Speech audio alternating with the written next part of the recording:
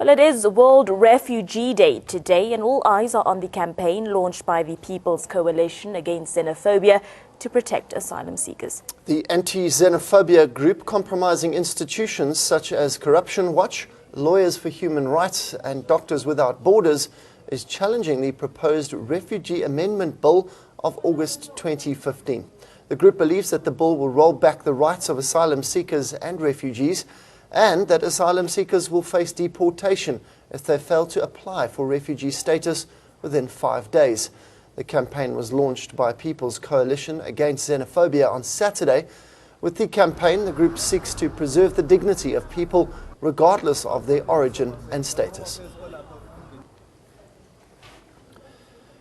Well, as the world marks Refugee Day, Kenya is closing the world's largest refugee camp over Somali terror fears.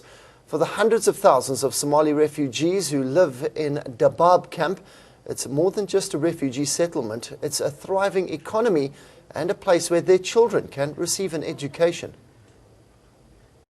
After dawn, Bashir Bilal sits surrounded by children chanting Quranic verses.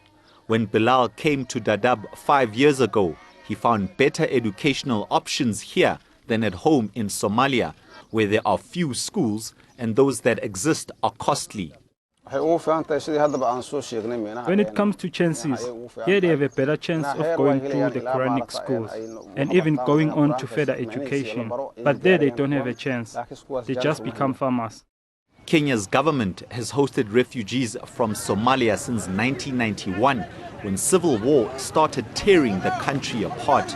Today, Dadaab is the world's largest refugee settlement with over 350,000 residents.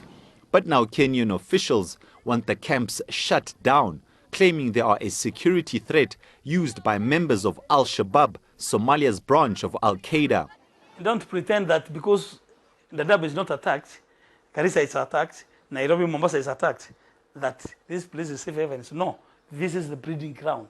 It's the training ground. It's the transaction ground of all what goes to beat Kenyans down in Nairobi. People living in the camps are perplexed by such allegations. The government are saying now in the Dadaab is the place that people are just recruiting something. And it is the pain that they feel. You know, if you feel pain, you can say everything. But this place is not a place that people are just recruiting.